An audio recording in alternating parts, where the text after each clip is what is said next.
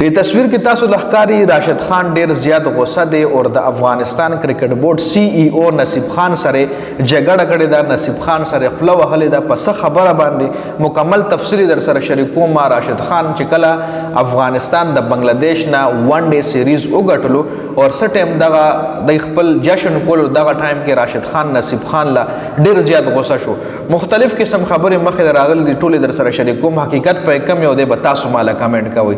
درې قسم خبرونه دی حواله سره راځي چې راشد خان په څه خبره باندې نصیب خان سره جګړه کړې ده. کوم درې خبرې دی پاغه تفصیلا خبره کو.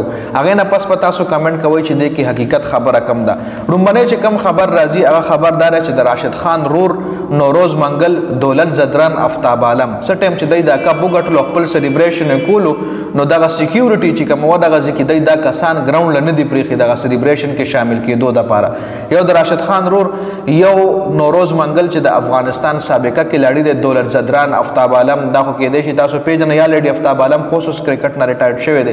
نو دا کھلاڑیان دای وی ګراوند ته نه پریخېدل کېدل دغه سلیبریشن ته نه پریخل. نو په دې وجه باندې راشد خان نصیب خان ته غوسه راشد خان نصیب خان ته وی چې ته ولې دی مطلب ګراوند ته ولې دی سکیورټي ولا را پرې نه خلوتا په دې باندې اکشن ولې وانه غشتو. بل چې کوم خبر راځي خبردار راځي چې رحمت شاه په دغه میچ کې سکړی نو په دې وجه باندې کم کرکټ فینزو هغه رحمت شاه لا کنځلې کړې وي. رحمت شاه سره په بونډای باندې رحمت شاه فیلډینګ کولو نو کرکټ چې کم تماشایان راغلی نو په هغه رحمت شاه سره خوله وهلې و. رحمت شاه له ستغ سپوري ویلې وي په بونډري لاین باندې. نو په دې وجه باندې راشد خان خفاو او غوسه هم چې ولې او نصیب خان ته وی چې تلاړ شه د کوم خلکو چې مطلب دغه کړي د رحمت شاه سره خوله وهلې د رحمت شاه له ستغ پورې ویلې دي نو ته سکیورټي ته وایه چې د هغې خلاف اکشن واخلي. یو دا خبره مخې راغلی ده.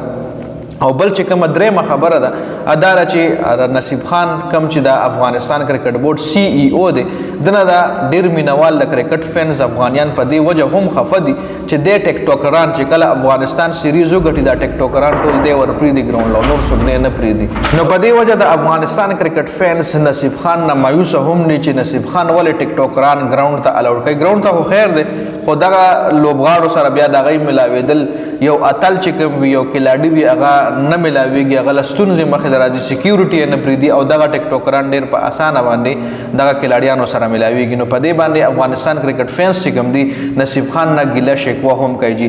نو دا څه خبرې مخې د راغلې وي د راشد خان حوالې سره چې راشد خان د افغانستان سی ای او نصیب خان سره کوم ستونزه راغلې وه کوم جنجال راغلی او د هغې حوالې سره دا خبرې مخې د راتلې چې د راشد خان رورې ګراوند ته نه پرېښو نوروز منګل دولت زدران افتاب عالم دا کلاډیان نه پرېښل. او دویمه چې کومه غټه خبره وه دا وه چې رحمت شاه سره په باونډري لاین باندې مینوالو جنجال کړی او جنګ جګړه یې کړې وه. نو په دې وجه باندې راشد خان خفه او نصیب خان ته وی چې ته لاړ شه او سکیورټي ته ووایه چې دغه خلکو خلاف سټریکټ اکشن واخیستلی شي. نو دا اپډیټس اوس دې حوالې سره تاسو رایې لرئ کمنټ کې را سره ضرور شریکه کړئ. والسلام.